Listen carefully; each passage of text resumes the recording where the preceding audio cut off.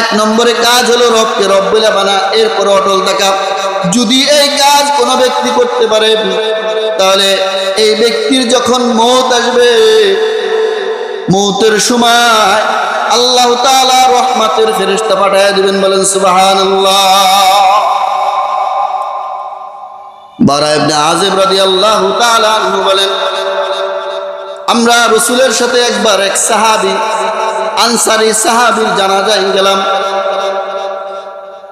জানাজায় যাওয়ার পরে এখনো কবরের কাজ শেষ হয় নাই। রাসূল আমাদেরকে নিয়ে এক জায়গায় বসে পড়লেন।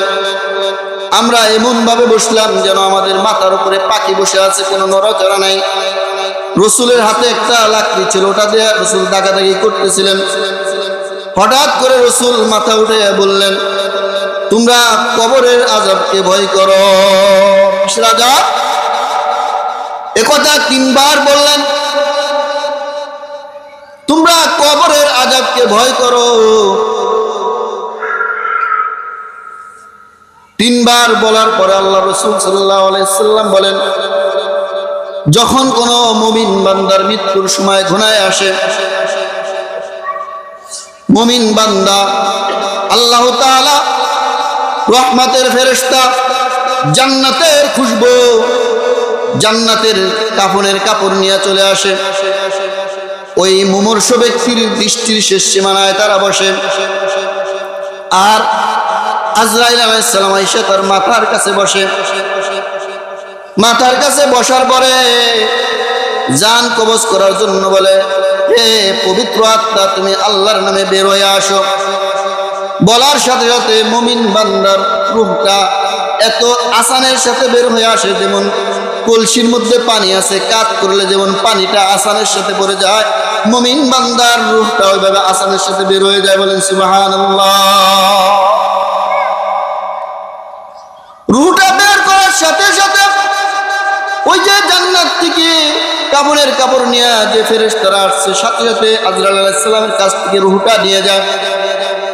রূহ নিয়ে ওই জান্নাতি কাপড়ের কাপড়ের মধ্যে পেঁচায়া চলে যায় আসমানে। যাওয়ার সময় যার সাথেই দেখা হয়, তাকে নিয়ে যাও, কার রূহ নিয়ে যাও, অমুক পবিত্র আত্মা নিয়ে যাইতেছে, অমুকের ছেলে, অমুকের আত্মা। সবাই স্বাগতম জানায়। যাইতে যাইতে আল্লাহ তাআলা পর্যন্ত পৌঁছা যায়। আল্লাহ বলেন, আমার এই বান্দার রূহটা, এর আমলনামাটা ইল্লিনে লেখার পরে তার রূহটা আবার কবরে দিয়ে আসো। যখন কবরে রূহটা দেওয়া হয়, দুইজন ফেরেশতা আসে। কয়জন? দুইজন ফেরেশতা আসে। আসার পরে প্রশ্ন করে, মার রব্বুকা, তোমার রবকে। কি প্রশ্ন করবে? এক নম্বরে তোমার রবকে। এই প্রশ্নের উত্তর ওই ব্যক্তি দিতে পারবে যে দুনিয়ার মধ্যে বলছে রব্বুনাল্লাহ, আমার রব আল্লাহ। কে আমার রব? আল্লাহ আমার রব, যে দুনিয়াতে বলছে, সেই উত্তর দিতে পারবে। কে দুনিয়াতে রব বলে, রবকে রব বলে, 5 ওয়াক্ত নামাজ যে পড়ে, সে রবকে রব বলে স্বীকার করে। বলেন সুবহানাল্লাহ। একজন নামাজি ব্যক্তি যখন নামাজে দাঁড়াইয়া যায়, নামাজে দাঁড়াইয়া আউযু বিল্লাহ বিসমিল্লাহ পড়ে বলে আলহামদুলিল্লাহি রাব্বিল আলামিন। নামাজের মধ্যে রবকে রব বলল, যিনি সমস্ত জগতের রব। আবার যখন রুকু থেকে উঠে, খেয়াল করে শুনে, রুকু থেকে উঠে বলে রব্বানা লাকাল হামদ, বলল 2 বার। আবার যখন রুকুতে যায় কমপক্ষে 3 বার বলে সুবহানা রাব্বিয়াল আযীম। কয়বার বলে? 3 বার। 2 আর 3 5। আবার যখন সিজদায় যায়, 2 সিজদার মধ্যে কমপক্ষে 2 সিজদার মধ্যে 3 3 6 বার, 5 আর 6, 1 রাকাত নামাজে 11 বার বলে আমার রবকে আল্লাহ।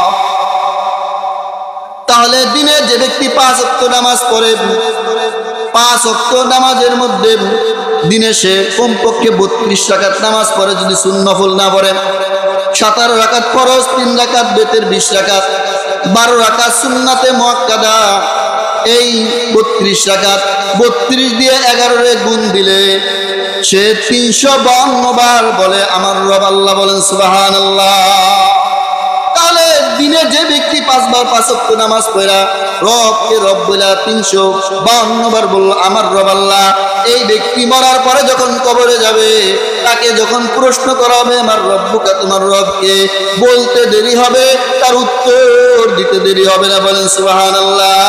কারণ যে দিনের বেলা 352 বার বলল রব্বুন আল্লাহ, আমার রব আল্লাহ, সে কি ভুলে যাবে রবকে? সে তো দিন ভরে রবকে নিয়ে সাথে থাকছে। এই জন্য কবরে যাওয়ার পরে তার জবান দিয়ে অটোমেটিক বের হয়ে যাবে রব্বি আল্লাহ। 2 নম্বর প্রশ্ন করা হবে ওমা দীনুকা, তোমার দিন কি? যে ব্যক্তি দুনিয়ার মধ্যে আল্লাহর দিন মেনেছে, আল্লাহর যত হুকুম আহকাম আছে সব মেনেছে, তার জবান দিয়ে বের হয়ে যাবে দ্বীনি আল ইসলাম, আমার দিন ইসলাম।